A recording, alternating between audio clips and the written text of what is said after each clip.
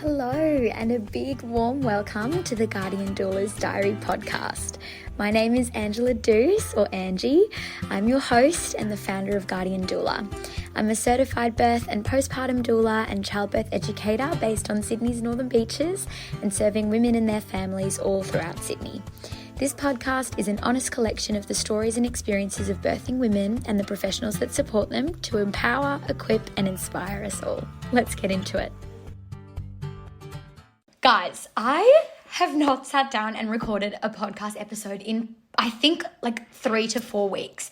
And that is because I've just had lots of clients having their babies, which is a very beautiful reason to have not been able to sit down and record these episodes. But I'm really excited for today's episode. I'm going to be addressing a couple of frequently asked questions that I get all the time. I've got some notes here. And the kind of overall topic is, do I need a doula if, and then insert question.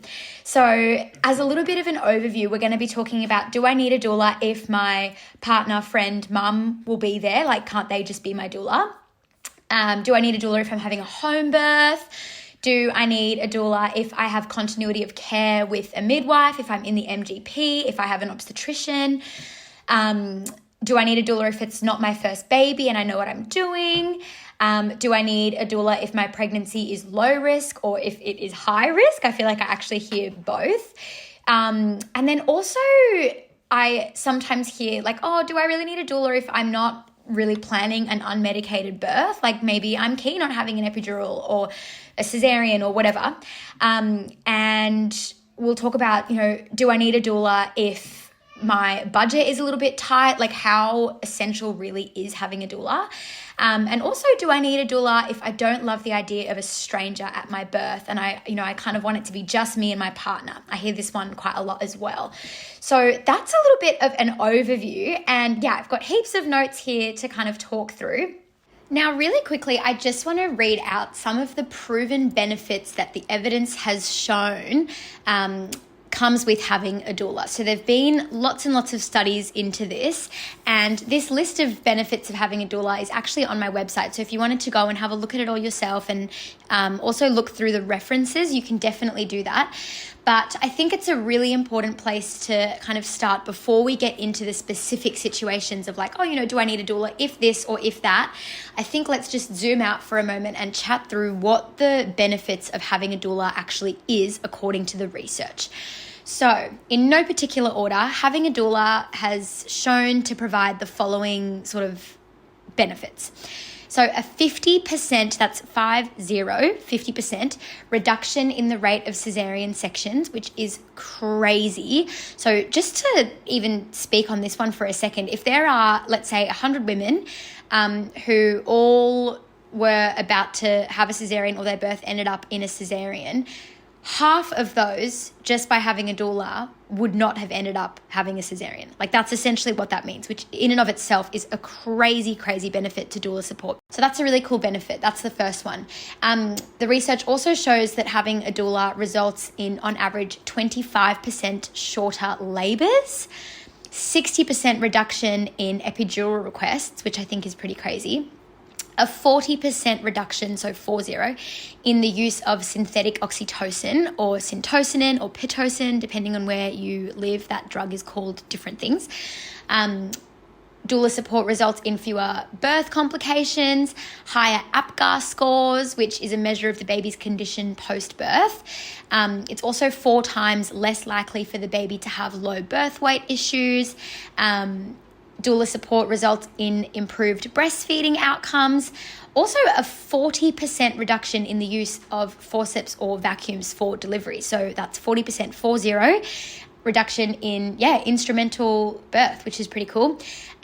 Decreased incidences of postpartum depression, better mother-infant bonding and interaction, reduced need for clinical procedures overall, earlier onset of milk production and secretion, a 30% reduction in analgesia use overall, so 30% reduction in all pain relief overall, pretty huge statistic.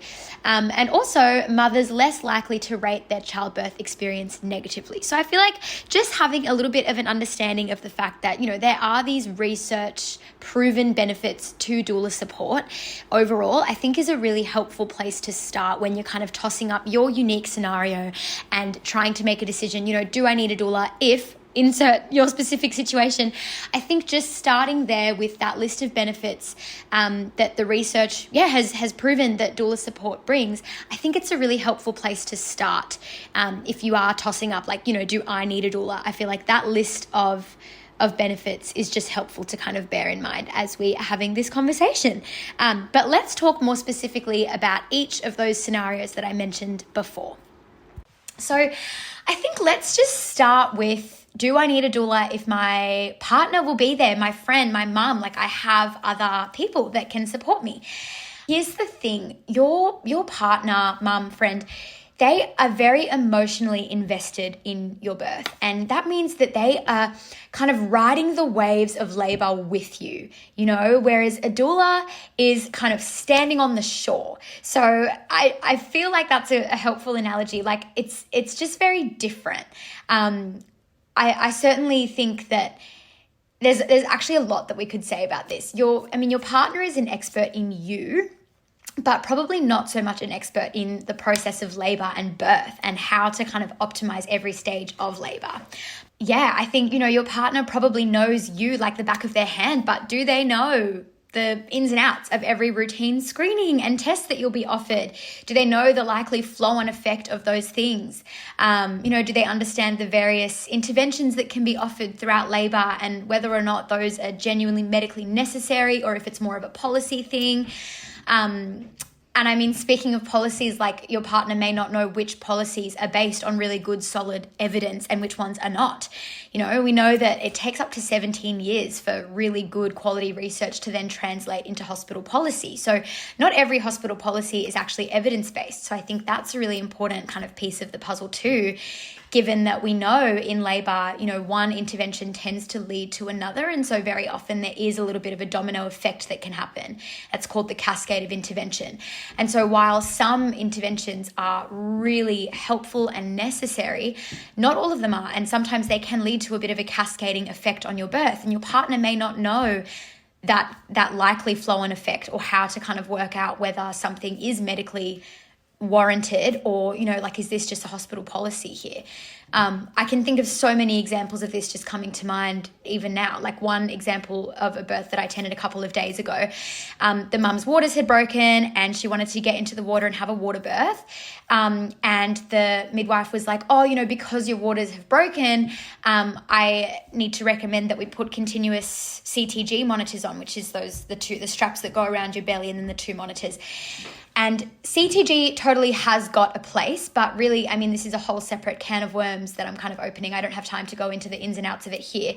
But in a nutshell, CTG really only has evidence that it supports or that it improves outcomes for mums and babies and that it results in safer birth, only really if you're having an induction of labor, which you might be like, what? Of course, there's a place for CTG outside of induction. But if you look at the evidence, that's actually not the case. Go and listen to the Great Birth Rebellion podcast episodes on this, where Melanie Jackson unpacks all the evidence with, I think it's Dr. Kirsten Small, around CTG and its use in labor and how it's really not an appropriate thing in a lot of the cases that we use it. Anyway, the mum was like, okay, do I really need it? And sometimes there's definitely also the fact that CTG can sometimes kind of pick up on things that are actually not going on. I don't want to get too much into a debate here around CTG. Go and listen to that podcast because it really unpacks the evidence beautifully. But essentially, this midwife recommended the CTG. And so the mum kind of looked to me and was like, what's the information on this? And so I was able to just give her lots of information. And the midwife eventually was kind of like, yeah, do you know what? It's actually not medically indicated at all. Your baby's heart rate looks perfect. I've checked it on the Doppler. So that's that little handheld thing that they kind of pop on your tummy. And then they've got the bit where the sound comes out and they can see the heart rate on the screen.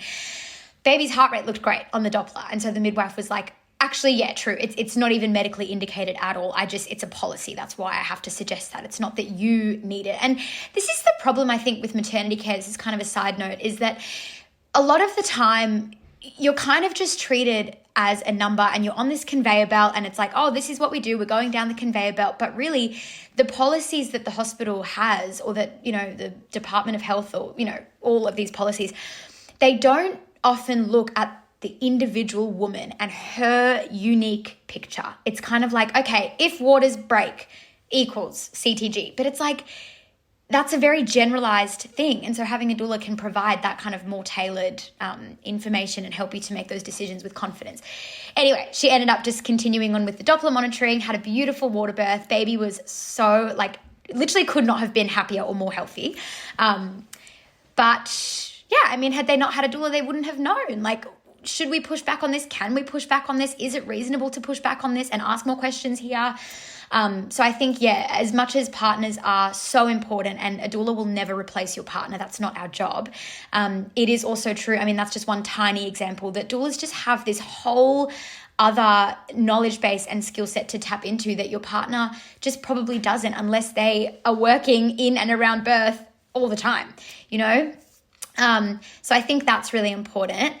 And I think too, like your partner, mum, friend, they may not have the experience advocating for women as well, in particular, because I mean, advocacy is quite a broad thing, but it's a very niche thing to know how to advocate for women in the context of birth, because it's a very delicate balance with being super collaborative with the healthcare team, you know, and working as a team, and never going in there like guns blazing, ready to have an argument. Like, that's not going to do anyone any favors when they're trying to have a baby.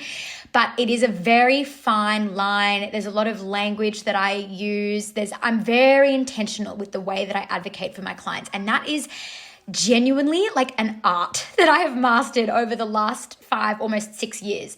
It's not something that you can just read a PDF and know how to advocate for a woman in labor. Like, it is, there's a lot of politics in the hospital system, like it or not, that's just the way it is. And so it's a delicate art advocating for a woman in labor. So I think that's huge.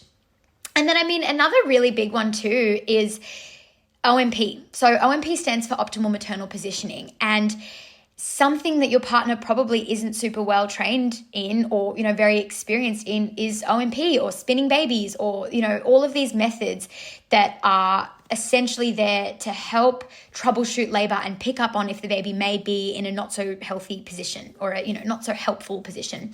And someone who has the training to kind of pick up on those warning signs and put together a bit of a picture about, okay, what might this baby be doing and how can we help support them as they navigate the pelvis, that's really, really crucial. Like, I can think of so many times where, you know, even actually yesterday I was at a birth where the mum started pushing. She was having lots of pressure in her bum. I think that at this stage she was fully dilated, but we were still at home, so I don't know. As soon as she arrived at the hospital, she asked for a vaginal examination to just be checked before hopping in the bath. And at that point, as soon as we arrived at the hospital, they were like, oh, wow, yes, like the baby's head's right there. This is great. Let's hop in the bath and have a baby. So she arrived at the hospital fully dilated. And this thing that I'm about to tell you about happened right before we left her home. So I imagine that she was probably pretty much fully dilated at this point. And she was kind of on all fours, starting to bear down and push, but I noticed that her contractions massively changed. Like, they kind of spaced out. They started to do what's called double peaking contractions, where instead of a really consistent 1 minute contraction with a very clear peak and then it starts to taper off, she was having, these double peaking contractions where they tend to last much longer. The contraction builds, has the peak, seems like it's coming down, but then all of a sudden she's back at the top of the peak again before she's had a defined break in between. And sometimes that pattern of, like, they're spacing out all of a sudden, the double peaks are happening, and even just the way and the area that she was experiencing the pain in changed. And I think, that is a very clear sign that the baby may be in a not so great position all of a sudden. And so it was fine. I was able to be like, okay, why don't we try pop your leg up like this, your hip on this angle, and then move them in a kind of clockwise direction. And it literally worked an absolute treat. Within 2 contractions of doing that, her contractions were back to being 2 minutes apart as they were before. You know, bang, bang, bang, beautiful, consistent contractions. And she started to feel the baby move way further down into her pelvis. And she was like, whoa, that did something. And so we were like, great, let's go to the hospital and have a baby then. Like, perfect. So I think, you know, OMP is a skill set that I genuinely wish every midwife and everyone who's ever going to be in the birth space was really, really well trained and experienced in, because it is something I've seen OMP prevent so many cesareans and so many instrumental births that definitely could have and likely would have gone that way. But then when you pull the right protocols out at the right time, oh my goodness, it makes a world of difference. So, having a super supportive partner is one thing, and it's so important. But I also think your partner is an expert in you, but they may not be an expert in the OMP, in the stages of labor and how to optimize them, in how to advocate for a woman in labor, navigating the different policies, navigating the different interventions, being able to pull out studies that support certain ways of doing things. It's your partner almost can't be expected to have that level of knowledge and that skill set, because it's something that, I personally have literally been a doula for almost 6 years, and it's taken me a really long time and a lot of births to get to the point that I am at now, where I can kind of troubleshoot labor and pick up on if the baby's in a weird position, and then work out okay, what can we do here depending on what position we think the baby's in, what would the appropriate protocols be here, because it's not one size fits all. And I think having that doula there is so key and so helpful to kind of take the pressure off your partner so that they can be more of a support to you. They can be more focused on you and more present with you. Your partner brings love and I bring experience, and together those two things are so powerful. Another thing that I hear is do I really need a doula if I'm having a home birth? And this is such a good question. I think, oh my gosh, home births are beautiful, and I'm a huge, huge advocate for home birth, especially for low-risk women who want an unmedicated birth. I just think that is the best model of care for you if that's what you are hoping for. But while having a home birth with a private midwife is a huge part of setting yourself up for that outcome and for that empowering, positive, unmedicated birth experience, it's not the only thing necessary to give you that outcome. The evidence totally supports that there is a need for continuous non-medical support. I think there's a few things that I would encourage you to think about when it comes to home birth. First of all, I think understanding the roles of the midwife and the doula is really crucial. So your midwife's main focus as a medical professional is the clinical safety of you and your baby. And rightly so, right? The medical, clinical safety of yourself and your baby, it's a really important thing for your midwife to be paying attention to. So a lot of her capacity is taken up by things like clinical tasks, right? Taking your blood pressure, listening to baby's heart rate, doing lots of paperwork. There's lots of documentation and note keeping as the labor progresses. Will she also be emotionally supportive? Yes. Most private midwives, most midwives in general are beautifully supportive, and they are so wonderful. But you have to remember that her main focus is essentially the medical and the clinical safety of you and your baby. So a lot of her time and her capacity and her energy and her attention is on that. Whereas your doula is focused 100% on, your emotional needs, your practical needs, your mindset, your coping, your transitions, the atmosphere in the room, helping make sure that your partner is really well taken care of and that they know exactly what they're doing, and that, they're included, they're part of the process, they're a key member of your support team. All of that kind of non-medical support is arguably just as important as the medical support. They are just different. They're both as important as one another, but they're different. And I know that's a big claim to make, to say the emotional support is just as important as the medical support. But hear me out, because if we zoom out a little bit and we kind of go all the way back to basics, we know that the very thing that is responsible for labor starting and progressing is oxytocin, right? That hormone is the queen of labor. So, it might sound a little bit silly to emphasize emotional support so much, but really it's actually essential to have that in place, because oxytocin is the very thing that makes labor start, progress, establish, and even all the way through. Oxytocin is what's responsible for your placenta being born once the baby's out, and then the onset of breastfeeding. Oxytocin is crucial when we're talking about birth and breastfeeding and labor. And the very thing that is essential to your oxytocin production is how you feel, your environment. There is nothing more important for oxytocin production and optimization than feeling calm, safe, supported, loved. I cannot even tell you how crucial that is. there's actually a crazy story in Ina May's Guide to Childbirth, which is a really cool book that I definitely recommend everyone read if you're planning on having a baby. And there's a story in there, I believe there was a mum labouring. She was somewhere between, I don't know, I think it was like 8 to 10 centimeters dilated, like really close to having a baby. And her mother-in-law walked in, and she had a bit of a strained relationship with her mother-in-law. And so she just instantly felt unsafe, unsupported, unprotected, not calm anymore, right? And her labor took an absolute turn. Like, she essentially stalled and literally went backwards. And when the midwife checked her again, checked her cervix, she'd gone back to something like 3 or 4 or 5 centimeters. I can't remember the exact numbers, but, you know, really significantly, this event and the interruption of her calm made a huge impact on her labor. And it makes total sense, because oxytocin is the very thing that progresses your labor, and you cannot be producing oxytocin when you're in a state of stress. I explain to my clients, you know, the role of your hormones in labor, and how oxytocin is one thing, and then like adrenaline and cortisol are these like stress hormones that are there to help you if you're in danger, right? This woman felt like she was in danger when her mother-in-law walked in. That was like a threat to her. And so you're kind of either in one mode or the other. Like, you're either in your oxytocin mode or you're in your adrenaline cortisol mode. It's almost like being in a car. You're either in drive or you're in reverse. Like, you can't be doing both at the same time. And so having someone there who is solely dedicated to your emotional and mental wellness throughout the labor is so important. And the evidence completely supports it. Like, it really does. I think another important thing to remember too, when we're speaking specifically about home birth, so I mean, we've kind of touched on the fact that the midwife is there mainly to look at your medical and your clinical needs and to keep you and your baby medically safe. Will she be a very calming, supportive presence? I'm sure she will be. Like, midwives are amazing. But yeah, I think having a midwife there and a doula is just such an important way to give yourself the best possible chance.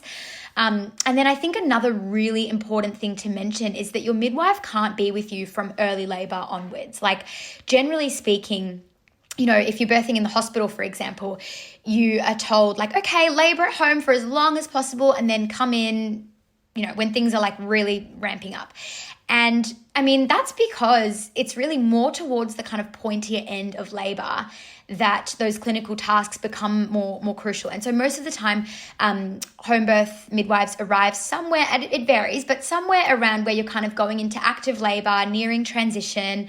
And that can take many, many hours, even days sometimes.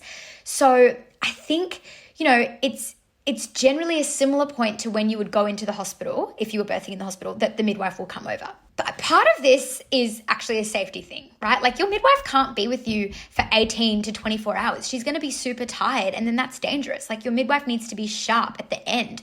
So having your doula with you earlier, you know, where it's like, okay, we're coming out of early labor now, things are establishing, they're getting more intense, but we're not quite there at the end yet, at the point that the midwives need to come over. Your doula can be a super, super helpful resource to support you at that point. I actually very recently attended a home birth where the dad called me and he was like, hey, this labor thing is a lot more intense than we thought. It's still pretty early. Her contractions were still like, I think like 6 minutes apart at this point, relatively early labor. And yeah, he was like, we've been up all night. It's way too early to call the midwives. Like, the contractions were still a little bit irregular, but definitely intense enough that, you know, the woman needed that continuous support, but they'd been up all night. And so the dad called me and he was like, can you come over so that I can just have a quick power nap before this ramps up even more? And, you know, that made a world of difference for that family. And I think it's super important to make sure that you've got all of those supports in place. So yeah, all that to say, doulas and midwives have unique roles that, in my opinion, are both crucial and really complementary to one another. And the evidence supports that. So they don't replace one another. It's not either or, it's both and, right? Yeah, the research shows that women that have both that continuous support from a doula and then that continuity of midwifery-led care, that is what leads to the best outcomes. And then, I mean, I think another important thing to mention when we're talking about home birth is also just that advocacy piece if you do need to transfer to hospital. It's unlikely that you'll need to transfer. There's generally a bit of a anywhere from 9 to 28% of home births do end up in a hospital transfer. And a lot of the time, those are not emergencies. So I don't want you to hear that and panic and be like, oh my gosh, it's not that unlikely. The majority of those transfers are just for things like pain relief. So please don't panic and think like, oh my gosh, emergency. Midwives are very well equipped to manage emergencies in labor. But yeah, I think in the event that you do transfer to hospital, having someone on your birth team who is like a professional hospital advocate is so helpful and so important. Often when you end up in a hospital transfer, if you had planned to birth at home, like that can be quite stressful, right? It's not what you wanted. It can feel really overwhelming. I think it's important to make sure that you've kind of got someone there who is very well experienced at advocating for women in the hospital setting. It's just going to make that transfer so much smoother and so much less stressful to go in there with a really robust support team around you. The other thing that I hear often is like, do I need a doula if I have continuity of care with a midwife, if I'm in the MGP program, for example? Now, the unfortunate reality with MGP is that midwives can't always guarantee that they'll actually make it to your birth. I have probably found in my years that it's like 50-50. About half of my clients that are on the MGP do have their midwife attend their birth, and then the other half, the midwife isn't on call at the time that they go into labor. And the way that this tends to work is that generally speaking, the midwife will be on call for you. They're all different. Let's say one midwife might be on call for the women on Mondays, Tuesdays, and Wednesdays from 7 a.m. to 7 p.m. Or maybe they're on call 5 days a week between 9 a.m. and 5 p.m. or whatever. So it definitely varies, and different midwives are on call for their women at different times. But generally speaking, MGP midwives are not on call for you 24/7, whereas doulas are on call typically 24/7 for about 4 weeks around your due date. So no matter what hour or day you go into labor, we are available for you, and we work that into our life. Like, we're constantly on call for you. So that kind of guaranteed continuity, it's as much of a guarantee as life can offer. Never say never, but I've personally never missed a birth, so it's pretty much guaranteed. But yeah, that guaranteed continuity is really what the evidence emphasizes over and over and over, is so crucial for women and provides the best outcomes for them. And even if the MGP midwife does make it to your birth, it's like what I was saying before about in a home birth context, like the midwives are super busy with all of the clinical tasks, right? The charting, the note-taking, the clinical checks, phone calls from other parts of the hospital, like even sometimes multiple women in labor on the ward at the same time.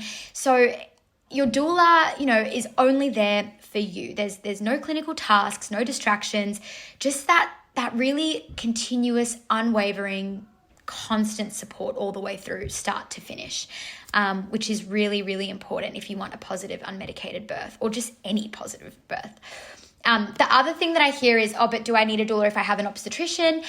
Now, this one, I feel like a lot of people don't know that generally speaking, when you rock up in labor to the hospital, the midwives that work with that obstetrician will be the one supporting you throughout your labor, and the OB only really tends to come right at the end of the labor when you're kind of about to push a baby out. So generally speaking, when you show up to the hospital in labor, you'll actually have strangers essentially supporting you, and they might be absolutely beautiful strangers. Again, most midwives are lovely.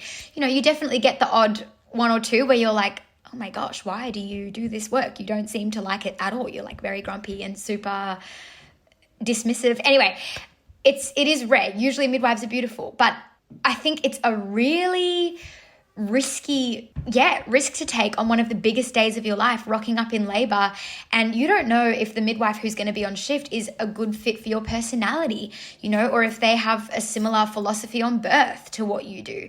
Like, these things make a really big difference. I recently supported a mum, it was about a year ago now actually, who I supported her with her second baby.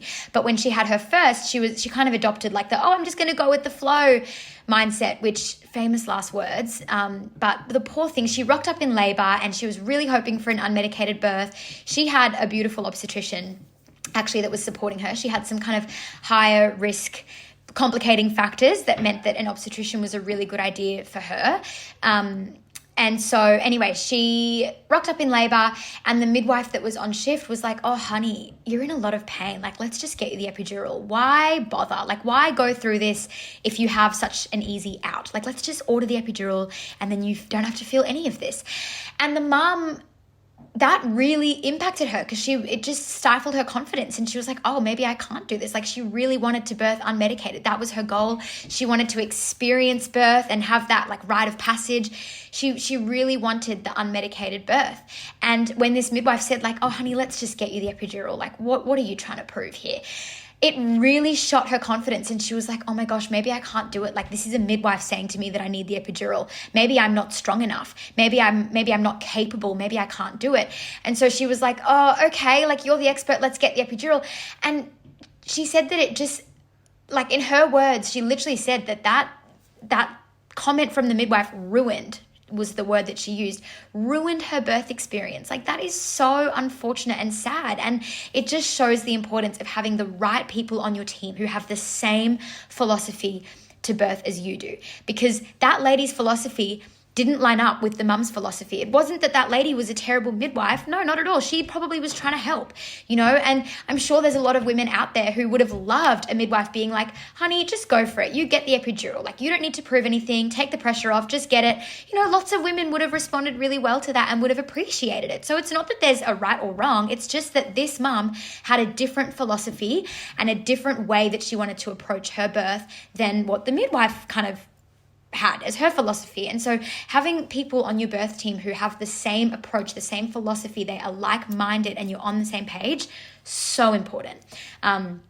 And yeah, with her second birth, she was like, I'm not going to make that mistake again. I'm having a doula because I'm going to choose someone who has that same philosophy as me and will support me in my pursuit of the birth that I want. And she ended up having just such a beautiful, redemptive birth experience the second time. So yeah, I think it's really important. Even if you have an obstetrician, they only tend to come in right at the end. And so you have to be mindful of who will be supporting you through like the other 90% of your labor. And at home, your OB can't come to your house and coach you through early labor and help you work out when it's the right time to leave for the hospital. Most of the time, women leave for the hospital way too early. And that's like one of their first problems that they run into in labor, is that you really should be laboring at home for as long as you possibly can.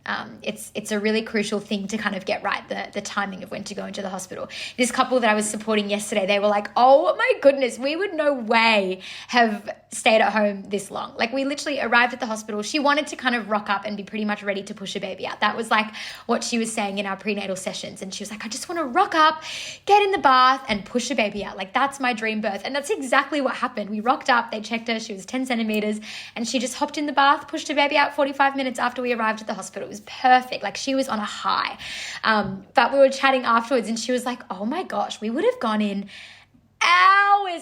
hours ago. Like, because it's intense. Labor's intense. Even early labor, it's still labor. I always say that early labor is still labor. It's intense.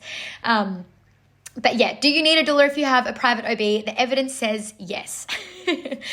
And then I think another thing is, it's not my first baby. I know what I'm doing. Like, I don't need a doula.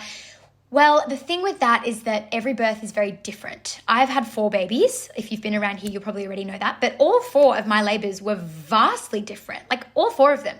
Very, very, very different. And that is really common. That, it's not like each woman has a certain way that their labors go. It's not the case. Every birth is so unique and so different. And yeah, I think because no 2 births are the same, it doesn't matter if it's not your first rodeo. I honestly, like, hands down, if I was to have a 5th baby, I would absolutely be hiring a doula. There is no way that I wouldn't.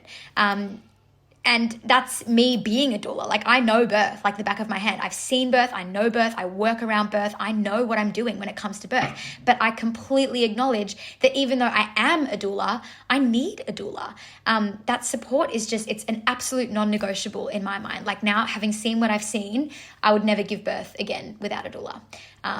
So yeah. And then I think too, like, another thing that second-time mums need to think about is what's going to happen with your other little ones. Like, if this is your 2nd or 3rd baby, your partner's going to be busy getting the other kids all organized, and so that kind of continuous support isn't going to come from your partner when he's going to have to organize care for the kids or set them up with activities to keep them entertained or be making them snacks. I was recently laughing with a client of mine who they hired me for the birth of their second baby.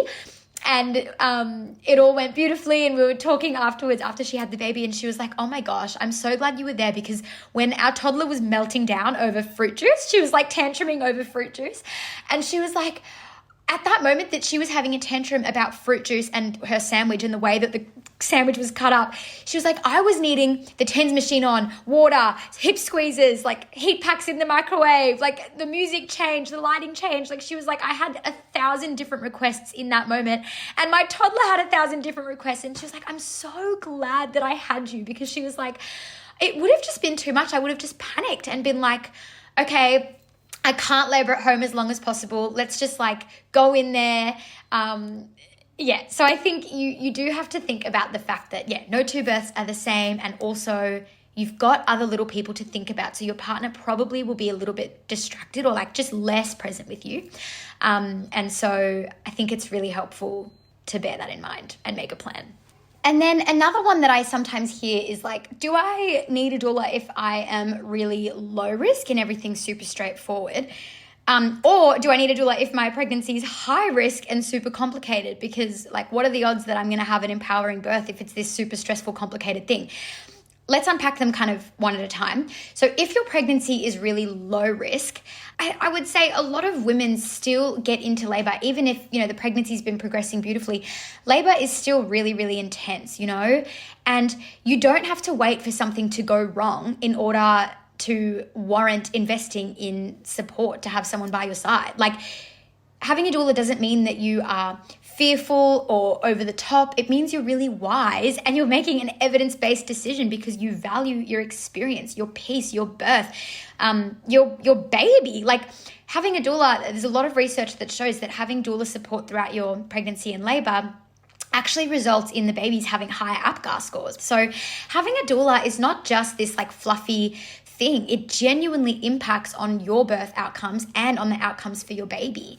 If you're having a low risk pregnancy, you don't have to wait for something to go wrong to warrant that support. Like, the evidence is there. You will benefit from having a doula, high or low risk. And so let's unpack the high risk one. I think, some people think like, oh, but if it's really high risk, it's just all out the window anyway, and I'm going to have all these interventions and all this stress and chaos. So like, what's the point investing in this beautiful, peaceful birth? That's really sad, and it doesn't have to be like that at all. I have had so many mums with these high-risk pregnancies. They've got obstetricians, and they're like, right, let's put all the things in place to give ourselves the best possible chance of a really empowering, really positive, beautiful birth that we look back on and cherish. I think oftentimes, like, yes, more interventions, more decisions, more stress. So then all the more reason to invest in that extra layer of support. Doulas will help you feel emotionally grounded, a little bit more relaxed. They'll advocate for you really well. And also make sure that all of that decision-making that is likely to occur, you'll make all of those decisions with so much confidence, and you'll be given information to inform that decision-making that is completely unbiased. Because, people working for the hospital system, they essentially have to just recite a bunch of policies to you. Like, they're not allowed to give you information and advice that kind of contradicts the hospital policies. Like, there's a really tricky spot that they're in, whereas your doula is completely unbiased, because we are not employed by the hospital system or by the Department of Health. Like, we are employed by you. We only answer to you. So I think that's a really, really valuable thing. It's just a really important way of helping you navigate those extra layers. I don't replace the medical team, but I support you as you navigate it all, and I am there to help you navigate it better. So I think, if it's high risk, you absolutely still need a doula. Do you need a doula if you're not planning a natural birth? Of course. Like, doulas are not just for unmedicated births. The evidence totally shows that doulas improve outcomes overall, full stop. So whatever type of birth you're planning, whether that is if you want the epidural, if you're planning a cesarean, like, a doula can enhance your birth no matter what. We are there to make sure that you are informed, supported, options open, So even if your dream birth is not a water birth or a home birth or a whatever, a doula is still a really important addition to your birth team. And then I also hear like, oh, do I need a doula if money's a bit tight? Like it's kind of expensive. I totally hear you. It is very significant, the investment. It's a significant investment to have someone on call for you 24/7 for 4 weeks straight. Like it's a big deal. And, you're not only paying for that on-call period, you're paying for access to your doula throughout your pregnancy, someone that you can call up if you have a question or a query or you need to process something that comes up in an appointment.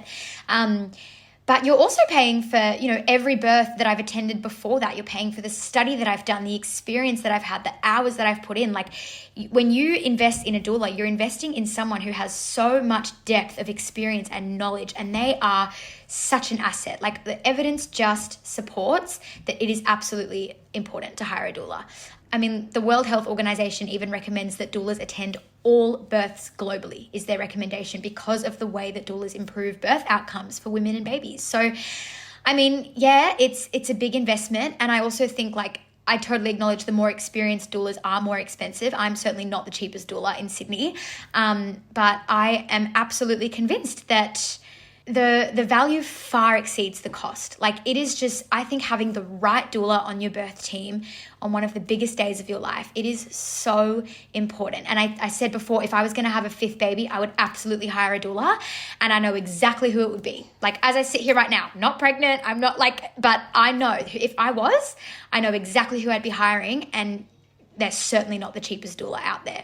Like she is experienced. She knows what she's doing. I consider her a mentor, and that's who I'd be having at my birth. Does she cost a lot? Yeah, because her experience is incredible. She knows what she's doing, and I value what she would bring to my birth. I don't think that it's something to mess around with. And then last one, I want to wrap this up because I feel like I've just been talking forever.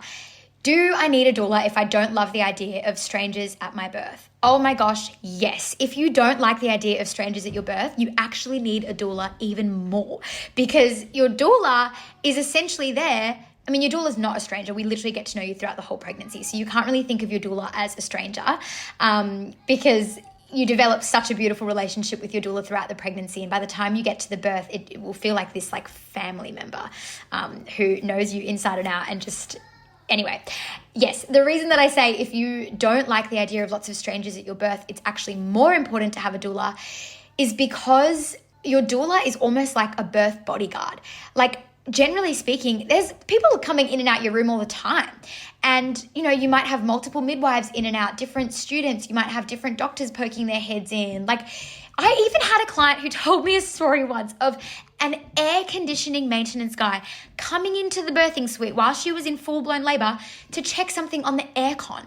Like, are you serious? Like, obviously that's an extreme example. That's very unlikely. And that's the first time I've heard of that happening. But are you kidding me? Like an air conditioning maintenance guy in the room when you're trying to have a baby? Like, so unhelpful. So I think if you are someone who's like, oh no, I really want a private birth space, I want very minimal people in there, a doula is a sure way to help you make that happen. Because you've got this advocate then on your team. So I think that's really important. And again, your doula will not be a stranger to you by the time you give birth. I've had so many mums when I walk in when they're in labor, they just burst into tears and they're like, you're here. Oh, I'm so glad. You develop this beautiful bond. And, when you get to the big day, it's I know my women inside and out. And I feel like as we go through the motions of labor, I can read their mind. I know what they need before they ask for it. It's so cool. One of my mums recently said to me, she was like, you're like a psychic, you're reading my mind. I would just, you just see the way that their face moves and you go, you need birth combs on the next contraction. Or I don't know, I can just see the color changing in her face and I'm like, you need a washer on your forehead, next contraction. Bam, there I am with the washer before she even has to ask, Or I can see her hesitating and I'm like, are you having this thought right now about this fear that you have that we unpacked in our prenatal sessions? And let's call it out, let's unpack that, let's nip that in the bud before you start becoming a little bit having a crisis of confidence. It's just the most beautiful thing to develop this relationship with the woman throughout the pregnancy, with the partner as well, and you just know those people like the back of your hand, and you just get in there and you know exactly what they need, exactly how they thrive, and it's just the most beautiful thing to be that person in there that is protecting the space for them, protecting their intimacy, protecting the atmosphere in the room, making sure that there's not 100 people coming in and out for no apparent reason. It's so important. So yeah, if you're thinking I don't want a doula because I don't want strangers at my birth, that's why you should have a doula. So do I need a doula if blah, blah, blah, all these things? I mean, if you want to go into birth feeling calm and empowered and surrounded by just a really steady grounding support from someone who knows you inside out and knows birth inside out, then yes, you need a doula. The research totally shows the benefits are there, and having a doula is something that you can control about birth. You get to decide whether you put that in place, and it's a really important piece of the puzzle. So I would really urge you, don't go into your birth without having put that piece in place, because you will not regret it. I've never ever heard of a woman regret hiring the doula and putting in that extra support, but I have heard a lot of women say that they really regret having not had that support in place. Your birth matters. Put all the things in place. Let's do the things. Make this something that you are so proud of and happy with, and an experience that you look back and you go, wow, that was amazing. Because that's possible, and I help women do it all the time. If you would like to work with me, if you're from Sydney and you'd like to book in with me for birth support, you can go to my website and submit an inquiry form. You can download my packages and my pricing. And then I usually do a call just to make sure that we're a good fit for one another, because of what I said before. You've got to make sure that your philosophies line up, that your personalities are going to work really well together. So we do a very obligation-free call just to kind of get a feel for one another, and so that I can understand what you are looking for and what you want, what you need. And then, if I'm the right doula for you, the rest is history and we can go ahead. I do book out really, really far in advance though. I often have women, I literally had someone just last week call me and she was like, I've just done a pregnancy test. It's positive. How can I book you in? I book out really far in advance. So don't leave it too late. I would love to support you, and I'm so passionate about what I do because I've just seen the difference that it makes. So if you're asking the question, do I need a doula and you're inserting some reason, I would say, yes, you need the doula. Just hire the doula. You will not regret it. It's so important. Thanks for joining us for this episode. I hope you enjoyed it. If you did, please leave a rating or a comment, and I can't wait to see you back here for the next one.